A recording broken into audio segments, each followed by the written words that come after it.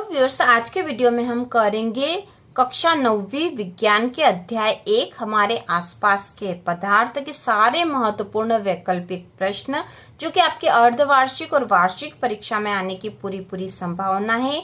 यदि आप अभी से तैयारी करोगे तो ही आप सारा जो पूरा कोर्स कर सकोगे और याद भी कर सकोगे, क्योंकि इनको रिपीट भी करना पड़ेगा।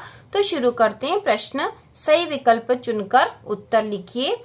तो पहला प्रश्न है, पदार्थ की कितनी अवस्थाएं होती है? ठीक है, पदार्थ की कितनी अवस्थाएं होती है? 2, 3, 9 या 7? तो इसका उत्तर होगा 3। ठीक है, पदार्थ की 3 अवस्थाएं होती है और 3 अवस्थाएं होती है ठोस, द्रव और गैस। इसके बाद दूसरा है, पदार्थ की किस अवस्था में कणों के मध्य न्यूनतम रिक्त स्थान होता है? पदार्थ की किस अवस्था में कणों के मध्य न्यूनतम रिक्त स्थान होता है? तो इसका आंसर आएगा ठोस। ठोस अवस्था में कणों के मध्य न्यूनतम रिक्त स्थान होता है। इसके बाद है, पदार्थ की किस अवस्था में किसी वस्तु का एक निश्चित आकार, स्पष्ट सीमाएं, नगण्य संपीड्यता होती है? ठीक है, नगण्य संपीड्यता होती है। तो जिस अवस्था में एक निश्चित आकार होता है और सीमा होती है तो वह अवस्था इसमें आ जाएगी ठोस। ठीक है, ठोस अवस्था में एक निश्चित आकार होता है। इसके बाद है, पदार्थ की वह अवस्था जिसमें द्रव्य का आकार नहीं परंतु आयतन निश्चित होता है। ठीक है, आकार निश्चित नहीं होता लेकिन आयतन निश्चित होता है। तो ठोस, द्रव, गैस या उपरोक्त सभी में से यहाँ आ जाएगा द्रव।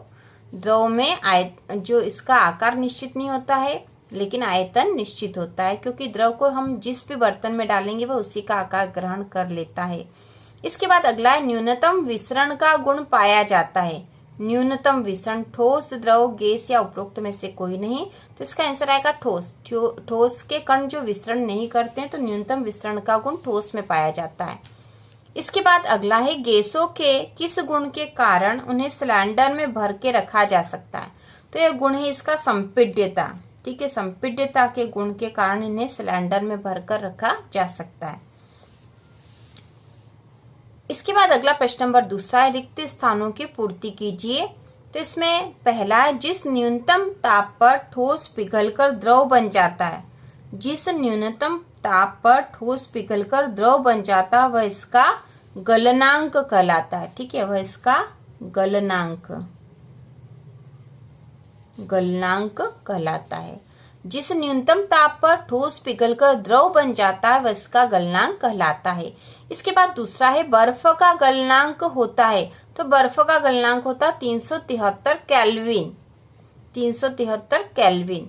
इसके बाद तीसरा है, जल के कणों की ऊर्जा 273 केल्विन तापमान पर बर्फ के कणों की ऊर्जा से अधिक होती है। तो यहाँ पे आएगा, जल के कणों की ऊर्जा 273 केल्विन तापमान पर बर्फ के कणों की ऊर्जा से अधिक होती है। इसके बाद अगला है, ठोस कार्बन डाइऑक्साइड को नाम से भी जाना जाता है। ठोस कार्बन डाइऑक्साइड को शुष्क बर्फ के नाम से भी जाना जाता है। तो यहाँ रिक्त स्थान में आएगा शुष्क बर्फ।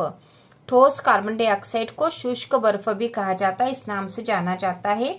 इसके बाद है अगला, क्वथनांक से कम तापमान पर द्रव के वाष्प में परिवर्तित होने की प्रक्रिया। ठीक है, क्वथनांक से कम तापमान पर द्रव के वाष्प में परिवर्तित होने की प्रक्रिया को क्या कहते हैं? तो यह प्रक्रिया होगी ऊर्ध्वपातन। ठीक है, तो इसको हम लिखेंगे ऊर्ध्वपातन कहते हैं। ठीक है, ऊर्ध्वपातन कहते हैं। इसके बाद अगला प्रश्न है, निम्नलिखित प्रश्नों का उत्तर एक शब्द या एक वाक्य में दीजिए। इसमें पहला है, जल का गलनांक केल्विन पैमाने पर कितना होता है? ठीक है, जल का गलनांक केल्विन पैमाने पर कितना होता है? तो जल का गलनांक पूछा तो जल का गलनांक होता है 273 केल्विन। ठीक है, जल का गलनांक केल्विन पैमाने पर कितना होता है? तो 273 केल्विन।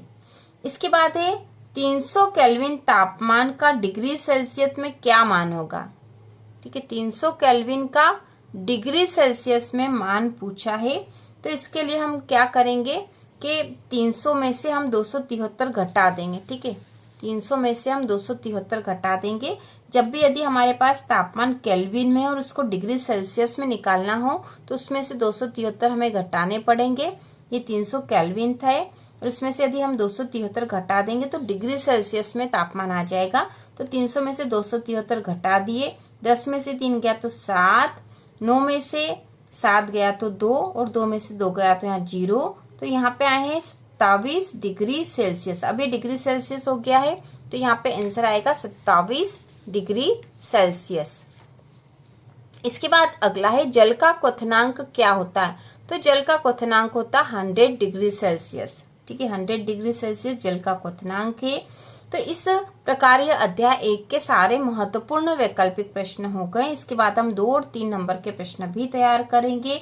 तो इसी प्रकार के और वीडियो देखने के लिए कक्षा 9वीं की संपूर्ण तैयारी के लिए चैनल को सब्सक्राइब कीजिए।